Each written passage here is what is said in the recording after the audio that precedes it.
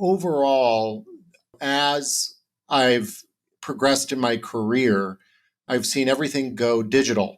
Prior to this, I ran a text messaging company where I sent out a million text messages a day, and I'd walk around everybody's office at my company, and I'd see that while they were busy sending out text messages, what they were keeping was handwritten notes. Anytime somebody had sent them a handwritten note, they put it on display on their desk or on their bookshelf behind them. And I thought, gee, this is really interesting. We're going all digital, but everybody's craving the physical. So what could I really do to help people foster old-fashioned handwritten communication? But yeah, it kind of runs the gamut of my upbringing and career. So let's dig into that for a second. What do you think are some of the characteristics of handwritten communication that mean if I receive a handwritten letter from you, that I'm more likely to keep it, put it on display somewhere versus a digital note? And just for context, I'm staring at like 5 birthday cards that I have Right. from last month, and they're on display. One like moving in card, so it does work. Let's break down the science of it. What do you think it is about this medium that means that we want to keep them and treasure them? Well, for one, I think it's scarcity. And happy birthday, by the way. I think it's Thank you. scarcity. The average person only gets one or two pieces of mail per month that are handwritten compared to all the junk mail and then, all the physical junk mail, and not even talking about the 140 emails they get per day and all that. So it's the relative scarcity of handwritten notes versus other forms of communication. But I think these days it's really the gift of time, from the sender. So what I mean by that is they took time out of their schedule to go and pick out a card for you, to get a stamp, but then they also took time out of their schedule to sit down, completely focused, and write out a card for you, which could take 3 to 5 minutes.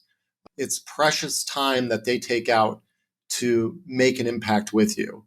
I really think that's kind of the big deal with handwritten notes these days is nobody has any time. We're all pushed in a million directions. We all have ADHD from all the constant interruption, whether it's your cell phone or your email, Slack, Teams, whatever it is. So for people to devote just that quick 5 minutes to you, that says a lot in today's world. I'm really reminded of some of the research that I saw from the guy behind Dunbar's number. Dunbar's number is the idea that we can only have 150 meaningful relationships in our lives at any one time. And he's had some new research come out this year, which is what it takes to have someone become a close friend. And essentially, the long story short, it's the number of hours that you have to spend with someone. If I have an hour Zoom call with you every month, then that's 12 hours a year. As soon as I spend a long weekend with you, then that's maybe 72, 100 hours like that. And so our rapport and our friendship can grow that much faster. What this really seems like to me is that handwritten cards are a representation of that kind of investment in someone, that I'm going to take time out of my busy day. I'm going to concentrate that attention in you.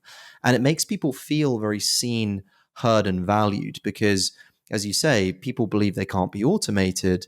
And either way, it does require some level of investment. Even if you are using a platform to do it, you still have to decide what's going to go into the message. You have to decide what style of writing. There's a lot of kind of variables that go into this. So this does seem like in a world that's starved of attention, handwritten cards are a real embodiment of conscious attention expressed at someone you care about. Yeah, we recently did a survey of 2,000 individuals, and we asked them how they like to be communicated. And we asked them under multiple different touch points which form of communication they prefer the most. Their actual number one form of communication in a lot of cases was not handwritten notes, it was voice phone calls.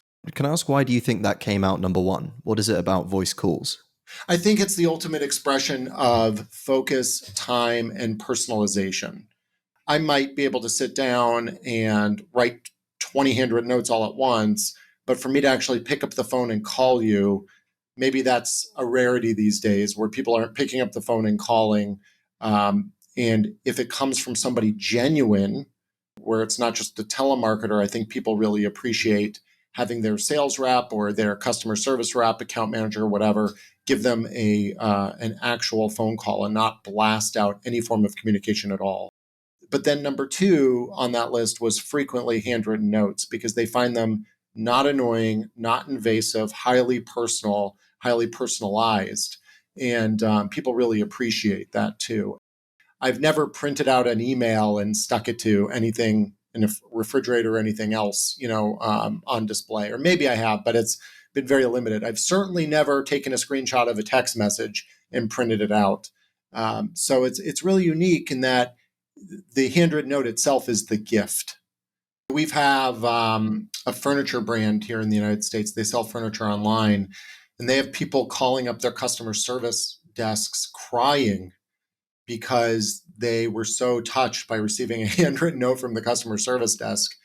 Now, I think a lot of that is in response to COVID again, people feeling isolated and alone and forgotten, which just proves the point that, we all have to take some time out to appreciate our employees and our customers and make them feel wanted, needed, and thought about. They need to know that we think about them.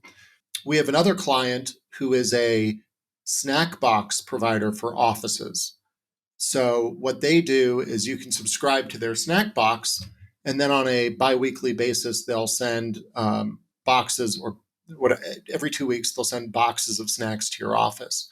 They find that if they've screwed up and sent you the wrong box or delayed sending you the box, and they send you another box with a handwritten note apologizing, they find that the lifetime value of those customers is vastly higher than if they never screw up in the first place and don't send the win back box. So what they're doing is, because they want all their customers to have a higher ROI, a higher lifetime value, they've started intentionally screwing up with all of their customers. They send them all a win back box, and they rise, they raise the average lifetime value of all of their customers. So it's pretty funny that they've taken that tactic.